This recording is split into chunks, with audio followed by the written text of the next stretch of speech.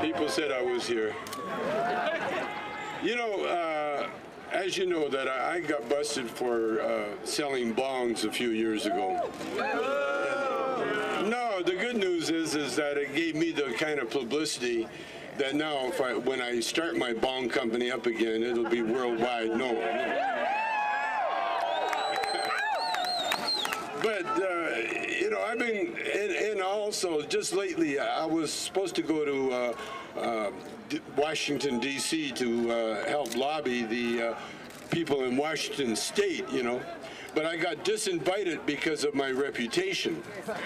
Yeah. So, but there again, you know, I don't blame them, you know, because I really have one message for the government of the United States, and that is to decriminalize pot use. Decriminalize it. That's all, and reschedule it to Schedule 2, and then get the fuck out of the way.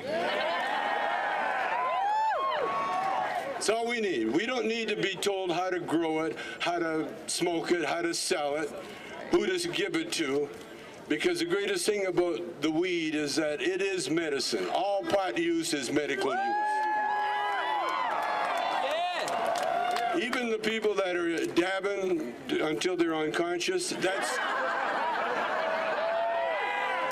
is medical use. All pot use is medical.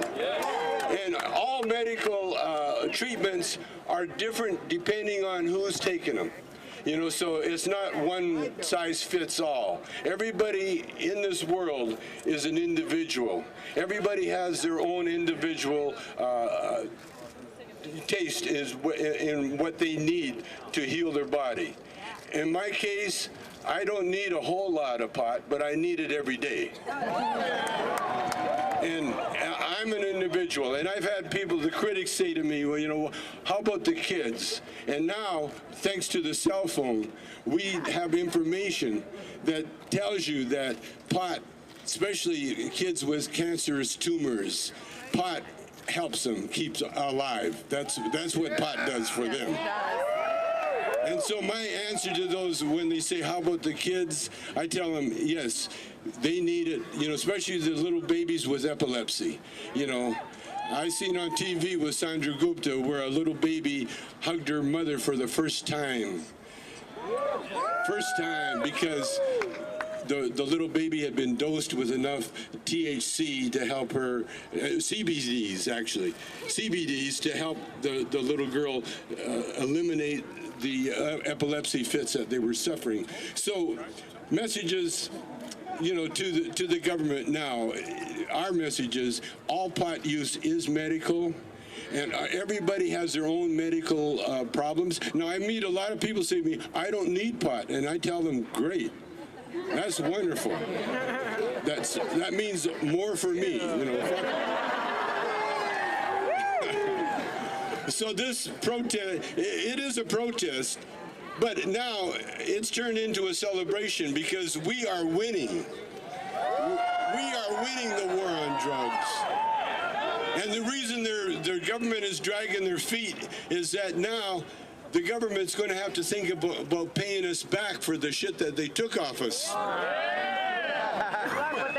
All those forfeitures, those drug forfeitures, once we get it legal, the forfeitures become illegal, and they owe us money. Just like the IRS, if you don't pay your taxes, we have to. They'll put you in jail. Well, now the government, if the government don't start paying us back for the money and the property they took off us, then we got lawyers that we'll be able to hire, because when pot gets legal, which it is legal in a lot of states, the money is coming in, and us guys that were in the beginning of the pot movement, now we're going to be the ones that are be able to put our money offshore and to buy yachts. Yes, and to pay for lawyers, because that's where we need to do what we need to do. We need to get the legal profession on our side, and we're getting it on our side. Believe me, more people. I've met DEA agents in Washington State that are now growers. They know what's happening, and right across America. And if it happens in America, you know it's going to happen across the world, because there are still places in the world where you can get the death sentence for selling marijuana. There are a lot of places over there, and what happens in those places, what they're really doing is they're holding people hostage for some bullshit law that the United States started. The DEA, by the way, and there's one more thing I want to say. I want everybody to know that the wages of sin is death. Not necessarily physical death, but death of reputation. And I want to point out there was the President of the United States, the most disgraced president that we've ever had, the one that started the DEA, Richard Nixon. Richard Nixon was the one. He commissioned a study on marijuana, and when the commission came back and said that it should be legal, that it should not be, people should not be persecuted for marijuana use, he squashed that investigation and started the DEA, and now we're finding out the DEA is probably the biggest criminal gang in the world. They are the ones that have access to the cocaine cartels in Colombia. The DEA are the ones that they can fly drugs into America without being searched by anybody. And they've been doing it for years and years and years. And so now the DEA is about to be eliminated. Yes. And the way they're going to be eliminated is that they won't need the budget, because there will be no more war on drugs. And so what we're having here tonight, or today, is a celebration of the freedom of the most miraculous, the greatest plant known to man.